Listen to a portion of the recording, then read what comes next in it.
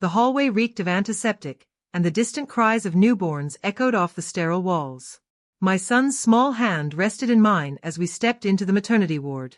Inside the room, my wife sat cradling the infant she had just brought into the world. It should have been a moment of joy, of pride, our family growing, a new chapter beginning. But my son's grip tightened around my fingers. His face went pale, lips trembling.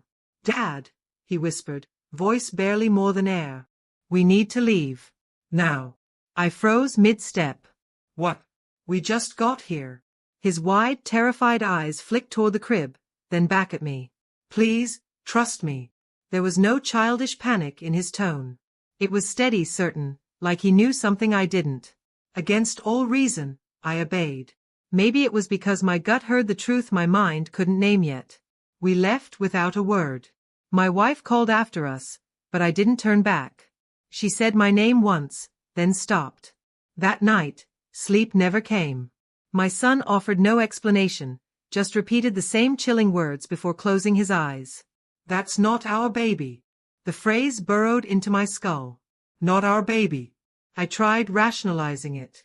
He was only 7, afraid of hospitals, the antiseptic smell, the blood. Maybe he thought all babies looked strange and unfamiliar. But my thoughts kept circling back to what I saw in that room, the way he looked at his mother, not just the child. And how she didn't rush after us when we left. She'd only called out once and let the silence swallow the rest. In the days that followed, I watched her. She smiled at me, but it never reached her eyes. She dodged questions, claiming she and the baby were just tired, insisting everything was fine. It wasn't.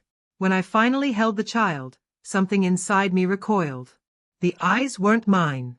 The skin tone, the jawline, foreign. But suspicion is like acid, it eats through everything. I buried it for my sanity, for the sake of our marriage.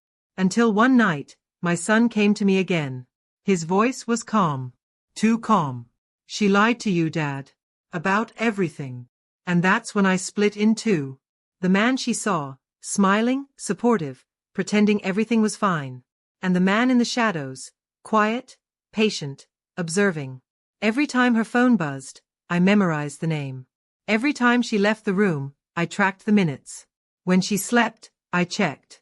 Patterns emerged. Late-night messages to someone she never mentioned.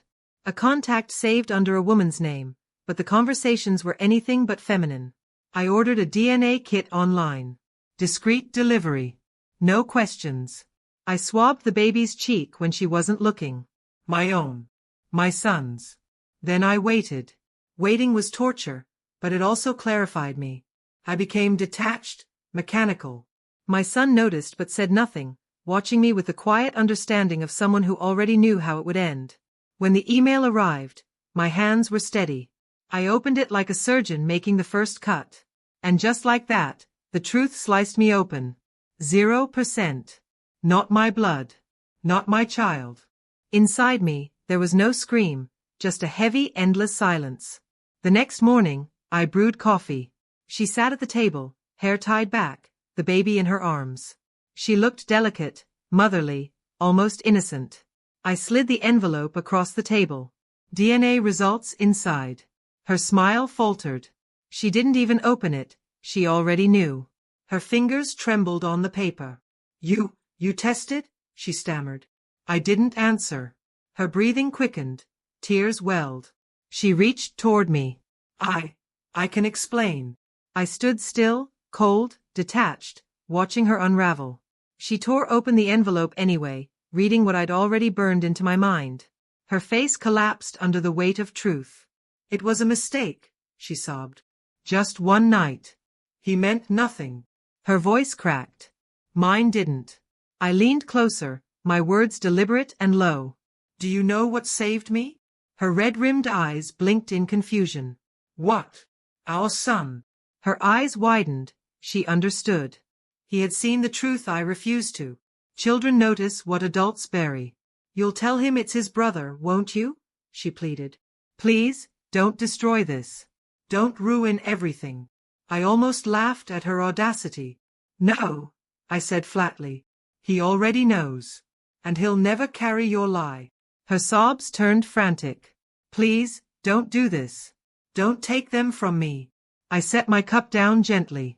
My calm was sharper than her hysteria. You already lost them. I walked out without looking back.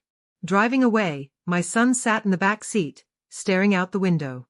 The baby's cries faded behind us, trapped inside walls I'd never return to.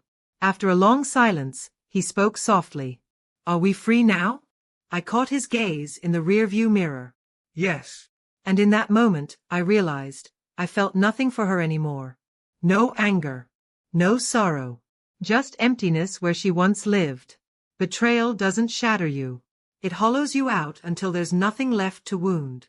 And in that hollow space, clarity settles. Cold. Permanent. I never looked at her the same way again. In truth, I never really saw her at all.